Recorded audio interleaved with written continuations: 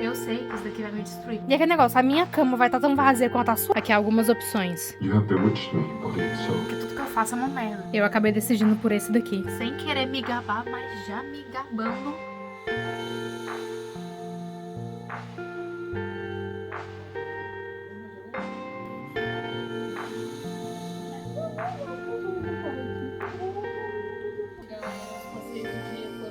Voltei com o vlog, já é outro dia. Eu não aguentei vir aqui de noite pra falar sobre o livro do Corrupt, porque ou eu tava espumando de ódio, de raiva.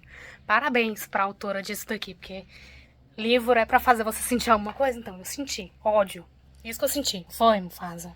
Tudo que eu queria fazer era pegar, dar um tabefe na cara dessa Erika. E de novo, eu me pergunto qual que é o apelo desse Michael. Sem brincadeira, quem já leu esse livro e gosta dele, por favor, me explica, porque eu não consigo entender. Ele é o tipo de homem que ele não tem inteligência emocional, ele não sabe pedir desculpa, ele não sabe admitir que ele tá errado, ele tem que se sentir dono de toda a situação. Se a pessoa fala alguma coisa que não é o que ele quer ouvir, ele já cai matando falando mal dessa pessoa. A única coisa assim que eu consigo pensar, ele é uma babaca. E a Erika, ela se odeia. Porque pra ela ficar a vida dela inteira obcecada com esse homem e ele saber que ela é obcecada por ele e gostar de ter essa atenção e gostar ainda mais de negar isso pra ela. A personalidade dele é igual a do cara com o telecorvo. Ele gosta de se privar das coisas, ele gosta de sentir, sei lá, que fetiche é esse? Esse livro, assim, venceu pela curiosidade. É a coisa mais ridícula do mundo. Esse plot de mal entendido, igual que eu tava falando ontem, quando eu tava na metade, né? Eu já terminei ele. Já tá todo lido aqui. Erika e o Michael, eles se conhecem desde que eles são crianças. Eles foram criados praticamente junto. Porque a família dela é muito amiga da família dele. E ele é alguns anos mais velho. Ele é 3, 4 anos mais velho do que ela. E ela é da mesma idade do irmão mais novo dele. Então a família dele meio que fazia com que eles fossem criados pra ser um casal, o que eu odeio. Igual em festa de criança, ficar cantando aquele Quem será? Eu odeio essa merda. Então, desde criança, assim, eles já foram criados com a intenção de algum dia eles casar e ficarem juntos. E o pai do Michael ser o dono da herança da Erika, porque o pai da Erika morreu. Só que ela tem 19 anos. Pelo testamento, o pai do Michael, que é o padrinho da Erika, cuidaria dos patrimônios dela, da casa, das minas de diamante, das lojas de joia e tudo mais. Até ela atingir 21 anos, ou ela terminar a faculdade, o que viesse primeiro. Aí os patrimônios iam passar tudo pro nome dela. Mas aí, quando ela tinha 16 anos, o grupo do Michael, que é esses cavaleiros, que eles ficam usando essas máscaras aqui, voltaram pra cidade. Isso eles já estavam há um ano fazendo faculdade. Eles já tinham se formado no ensino médio, mas eles voltaram pra cidade, fizeram aquele trote do clube de basquete. Porque o povo tava perdendo, não sei o que. Eles foram lá na cidade pra levantar a moral do povo. E é ele mais 3 amigos. Só que a Erika, ela se infiltrou no carro do Michael pra seguir eles até a catacumba lá onde eles faziam essa festa. De lá, eles foram fazer os trotes que eles fazem na véspera do Halloween. E aí, depois que eles fizeram esses trotes, eles foram pra um galpão onde tava tendo a festa. Foi a primeira vez que o Michael, ele admitiu que gostava da Erika. Só que aquele negócio, ele tinha 19 anos e ela tinha 16. Então, ele falou que não ia encostar nela enquanto ela não fosse maior de idade. E aí, ela ficou muito brava. Ele já tava mandando ela falar assim, eu não quero que você conta pra ninguém da minha família, porque eles vão tentar se intrometer. Eu não quero que você namore com ninguém. E aquele negócio, a minha cama vai estar tão vazia quanto a sua nesse período de um ano até eu ficar de maior. Aí ela sabia que não. Então ela queria essa exclusividade e ele não queria dar isso pra ela. Então eles brigaram, porque de novo ela falou alguma coisa que ele não queria, porque ele achava que ela tava querendo mandar nele. Sendo que ele manda em todo mundo e ele não gosta de ser mandado, então ele pegou e se virou contra ela, falou que ela não era ninguém, que ele não gostava dela, que ela era mó horrorosa. E ele foi embora e ela foi embora depois. Dia seguinte, vazou alguns vídeos na internet dos trotes que eles fizeram. Os 4 apareciam, só que o Michael, ele sempre usava a máscara dele, ele nunca tirava a máscara dele durante os trotes. E já os outros amigos dele tava tudo aparecendo no rosto, então eles foram presos. Um deles foi preso, ele gravou enquanto ele fazia sexo com uma menina menor de idade. E os outros 2, eles foram presos porque eles espancaram um policial. Depois, explica que esse policial, ele era irmão de uma menina que um deles gostava e ele era abusivo com ela e tudo mais, então por isso que eles espancaram ele. Só que mesmo assim, espancaram um policial, então eles foram presos. Antes deles serem presos, Kai tava na casa do Michael, ele dormiu lá. Ele escutou uma conversa do irmão dele com a Erika. E aí ela pegou e falou que não se importava com eles. Ele viu que ela tava usando um casaco do amigo dele, que era o que tinha o celular, que eles tinham um celular específico pra gravar os trotes. Eles botaram na cabeça deles que ela que tinha postado os negócios na internet porque ela ficou com raiva dele. Quem criou o plano foi o Michael. Então eles passaram esses 3 anos na cadeia com aquele foco de que iam destruir a vida dela. Então como que eles fizeram isso? Eles sequestraram a mãe dela, que a mãe dela tava morando na casa sozinha, né, depois que o pai dela faleceu. Pelo luto, pela depressão, ela acabou virando uma alcoólatra. Quando ela não tava bêbada, ela tava entorpecida pelos remédios que ela tomava pra depressão. Isolaram ela de todo mundo, então quando ela se mudou de faculdade, eles fizeram questão de botar ela num prédio da família do Michael e botar ela num andar sozinha, pra eles poderem incutir esse medo nela. O Michael, ele conseguiu convencer o pai dele a passar uma procuração pra ele ser o novo coordenador dos bens dela. Então ele pegou e cortou todos os cartões de crédito e tirou todo o dinheiro que ela tinha na conta dela. E quando ela descobriu que ela tava sem dinheiro também, ele mandou ela encontrar eles na casa dele, porque eles são vizinhos, né? O Michael e a Erika. Só que aí, enquanto eles estavam tentando falar assim, você agora pertence a gente, se você quiser qualquer coisa, você vai ter que dar alguma coisa em troca. Vocês já sabem. Enquanto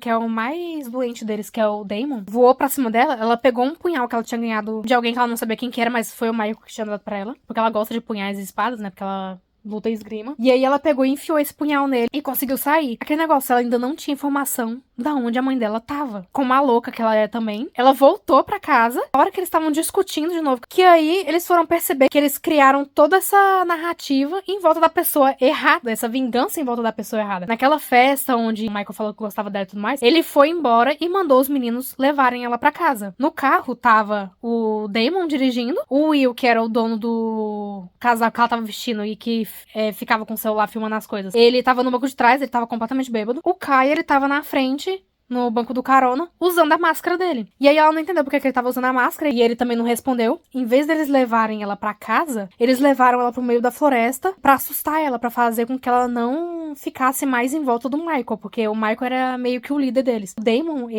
a única pessoa que ele tinha eram esses amigos. Ele não queria que ela destruísse isso. Ele tem um relacionamento muito ruim com mulheres, porque ele sofreu abuso pela mãe dele, abuso sexual pela mãe dele, quando ele era uma criança. Ele não queria que ela se enfiasse nisso, porque ele sabia que o Michael olhava pra ela de um jeito que ele nunca olhou pra nenhuma mulher, e o Kai tava começando a olhar pra ela da mesma forma. Então ele não queria que ela destruísse essa amizade que eles tinham construído durante a vida inteira. E foi aí que eles começaram a unir as peças, porque o Kai, lembra que ele tava na casa do Michael, ele dormiu lá. Então não tinha como o Kai tá lá. Aí ela pegou e falou, ele me disse que ninguém podia fazer nada com ele, que ele era protegido pelo demônio, pelo diabo, uma coisa assim. O Kai achou estranho, porque ele nunca tinha falado nada a respeito. Só que aí o Michael, ele reconheceu essa frase, porque quem falava essa frase era o pai dele. Quem tava por baixo da máscara era o Trevor, que era o irmão mais novo do Michael. Eles levaram na floresta, eles brigaram.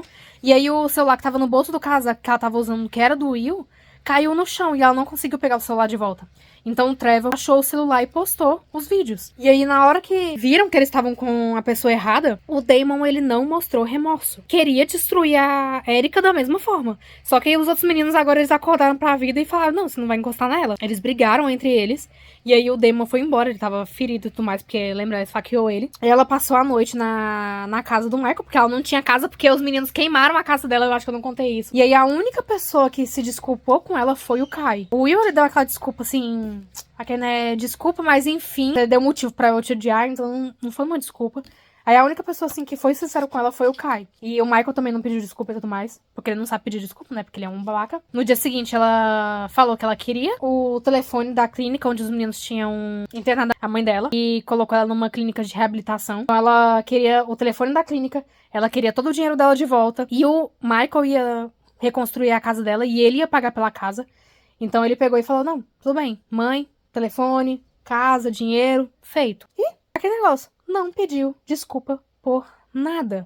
pelo medo que eles incutiram nela, pelo jeito que eles trataram ela igual o lixo. E isso ele tratava ela igual lixo desde sempre, só que aquele negócio, ela é fascinada nele, ela colocou ele num pedestal, assim, tremendo. E ele gostava dessa relação de poder que ele tinha sobre ela. Ele gostava de saber que não importasse o que ele fizesse, que ela sempre estaria seguindo ele. Uma dinâmica, assim, que não funciona muito bem se não tiver algum tipo de reciprocidade igual. Ela chega num ponto que ela descobre que ela tem fetiche por medo. Que ela gosta de sentir medo. Medo que ele incute. Dominador e submisso. Essa relação não é recíproca, porque ele não dá nenhum indício de que ela pode confiar nele. Então eu acho que essa dinâmica, assim, de poder não funciona se você não confiar na outra pessoa. Porque é uma coisa, assim, muito vulnerável. Você deixar a pessoa te assustar, mas não ter um limite pra esse... sei lá. Aí passou algum tempo, ela conseguiu tudo que ela tinha de volta, ligou pra um advogado pra rever o testamento do pai dela, pra ela conseguir ter os bens antes de terminar a faculdade e antes de ter os 21 anos, porque ele sabia que o pai dele ia fazer de tudo pra controlar a menina. Ela é muito manipulável pelas pessoas que criaram ela, né, porque ela cresceu com esse povo. E o pai do Michael, ele é um nojento. Teve uma parte que ele falou que queria que o Trevor casasse com ela, né, pra poder eles terem o domínio pelo patrimônio dela, né. E aí o menino pegou e falou assim, você nunca pensou em deixar ela casar comigo? Aí ele falou, não, eu até pensei, só que eu não confio em você. Ele não deu a entender, ele falou, se dependesse até ele colocaria um bebê nela. A menina que ele viu crescer. Que nojo. Aí no final, ele fez um pedido meia boca de casamento e prometeu que ia deixar ela puta. E eu, não, meu filho, você não precisa nem prometer isso. Isso você já fez desde que começou esse maldito livro. Transformou aquela igreja onde tinha catacumba, comprou aquele terreno e transformou numa casa e falou que queria morar com ela lá. Aquele negócio. Ele é o tipo de homem que eu conheço na vida real, então eu não tenho nenhum tipo de fascinação por esse tipo de homem babaca. Só me deixa com ódio, sabe? Eu não quero ler um livro sobre homens comuns, sobre homens que eu vejo na minha vida real. Eu já fico 24 horas vendo esse tipo de cara, que não tem inteligência emocional, que não sabe se desculpar, não sabe admitir que tava errado, e exige muito sem dar nada em troca. Não entendo o apelo que esse homem tem. A Erika, ela se odeia, que ela conseguiu. Assim, a trancos e barrancos. Ela conseguiu ser dona dela mesma. Fazer as pazes com quem ela era de verdade. Que ela não era aquela menina certinha, que era obediente e tudo mais. Só que ela tinha um limite nesse crescimento pessoal dela, que era ele. Ela foi até onde ele permitiu que ela fosse. E aí ela estancou naquilo ali. Porque ela sabia que se ela fosse além, ele não ia ficar com ela. Ela só trocou pra quem que ela ia se diminuir. Se ela ia se diminuir pra família dele, ou se ela ia se diminuir pra ele. Então ela pegou e se estancou ali, naquele patamar, e eu acho que ela... como é que fala? Ela se conformou. E precisou chegar num ponto onde ele quase perdeu ela, o Trevor. Ele sequestrou ela pra atrair ele. Fez aquele negócio, escolhe. Ou você salva seus amigos, ou você salva ela. O Damon tava do lado dele, né, do Trevor. E amarrou o Will num bloco de tijolo e jogou ele na água. O Michael, ele foi atrás pra salvar o amigo dele. E aí, enquanto ele tava salvando o amigo dele, ele pegou e jogou a Erika no mar também. Da mesma forma. Ele não tava encontrando ela. E aí ela pegou e se salvou. Porque uma das frases que ele mais gostava de falar pra ela é que ela não era uma vítima e ele não era o salvador dela. Tudo bem. Ninguém tem obrigação nenhuma de salvar ninguém. É aquele negócio. Procurar perigos, procurar formas de destruir uma pessoa só pra que ela aprenda uma lição, isso é doentio. Mas enfim, é um livro que eu leria de novo? Não, porque eu odiei os dois personagens principais. Eu queria dar um soco em cada um deles. Eles se merecem. Eles se encontraram, eles são almas gêmeas, então bom pra eles. De novo, um ótimo trabalho pra essa escritora aqui, porque ela me fez sentir mais ódio do que eu já senti em muito tempo, lendo um livro. Sem brincadeira, teve uma hora que eu tive que parar, porque eu tava assim com tanta raiva. E por isso que eu não consegui gravar vlog de leitura e parando e mostrando os trechos desse livro, e parando e comentando, porque eu tava possessa. E no final, o Trevor morreu. O Michael, ele deu um tiro nele na hora que ele jogou o tijolo do Will no mar, né? Porque ele não viu onde que ele tinha tirado, porque ele já se jogou no mar pra salvar o amigo dele. E aí o irmão dele se feriu. Ele chutou o irmão dele pra dentro da piscina.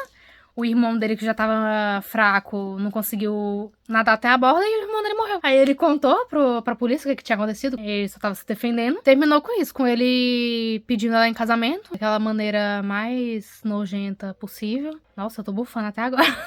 É um livro que me agrada? Não. É um livro que conta coisas viscerais? Sim. De novo, brinca muito com a linha tênue do que é certo e errado?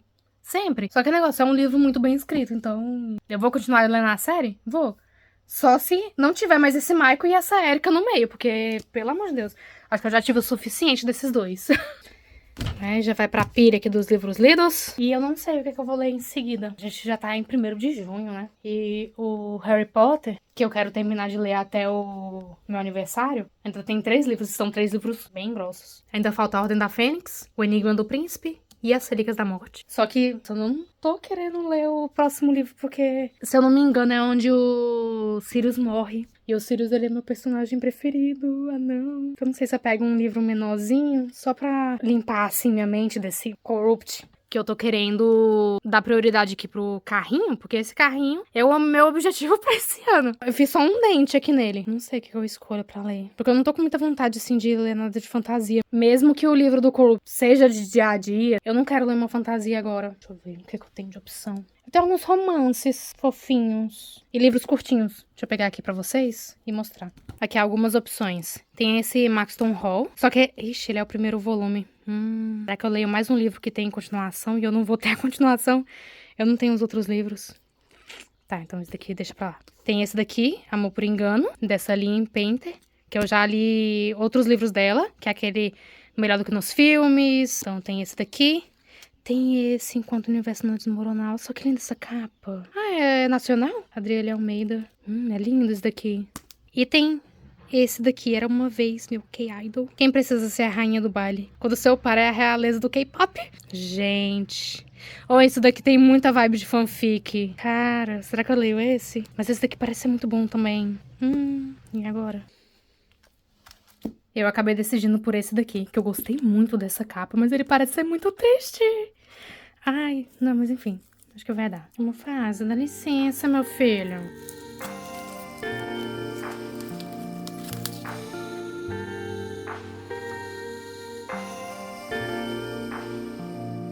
Ah, que triste. Ai, meu Deus do céu, tá acabando a bateria.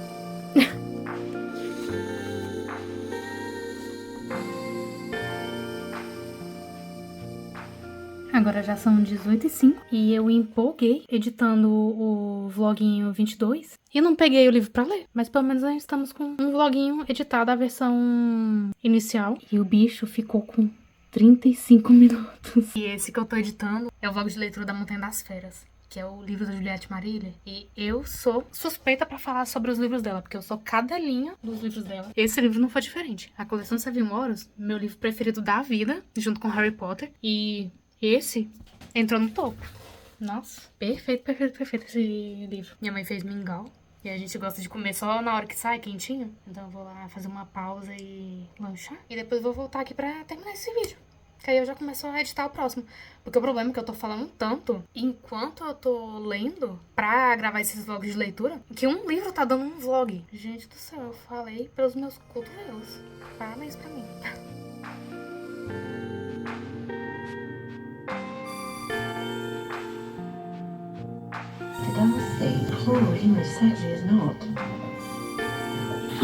You have bewitched me, body and soul, but I love you. I love you.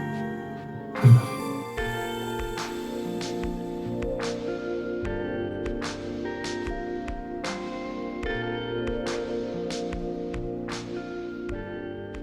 Agora são 1h27. Eu tava editando o vloguinho aqui pra vocês, o vloguinho 22. E ele ficou gigante. Mas eu não me aguento. Quando eu falo sobre os livros da Juliette Marília, eu falo pelos meus cotovelos. E ainda não deu pra contar a narrativa inteira nesse vlog, porque cada vez que eu parava pra comentar sobre ele, eu gastava 20, 40 minutos em cada trecho que eu gravei. Se eu colocasse o dia onde eu contei o final desse livro, nesse vlog, ele ia ficar com 1 hora brincando. Eu dividi ele em 2 vlogs, vou terminar de exportar ele aqui. Eu não sei se eu vou editar agora, outro, porque minhas costas estão doendo. Ontem eu tava editando esse vídeo, eu fiz a edição inicial dele todinha. Aí eu ia começar a ler esse livro aqui, né, que eu peguei no carrinho ali, que é o objetivo pra esse ano. Acabei não lendo ele e dei a louca assim, quer saber, eu vou revisar o meu livro. Eu fui dormir, era 5 horas da manhã. Porque eu tava lendo e revisando meu livro sem querer me gabar, mas já me gabando. Tá ficando muito bom. Realmente eu acho engraçado. Tanto que minha mente consegue fazer com que eu acredite que tudo que eu faço é uma merda. O livro que eu tô escrevendo, ele tá longe de ser ruim. Parabéns pra mim. Tô gostando demais do livro que eu escrevi. E eu nem consegui fazer a revisão dele inteira de madrugada. Eu ainda parei no capítulo 18, se eu não me engano. Aí eu fui dormir, acordei umas 10 horas. Aí sentei aqui pra editar e tô aqui sentada até agora, já é 1h30. Demora, assim, quando eu vou editar os vídeos onde eu falo demais sobre os livros. Eu acho que eu vou fazer uma pausa. Eu não tô com vontade de almoçar. Vou ver se eu faço só um lanche, que eu já acordei com um estômago meio ruim. Vou começar a ler essa narrativa aqui. Eu sei que isso daqui vai me destruir, porque a cara deles é tão triste. É até pelo nome, como se estivesse se agarrando a uma coisa que é inevitável. Uma coisa que eles sabem que vai acontecer e que vai destruir eles, mas eles continuam. E a autora realmente, ela é uma autora nacional. Ela é de Curitiba. É a Adriele Almeida. Ah, mas eu acho que vai ser muito fofo esse livro. E vai me destruir também. Amanhã.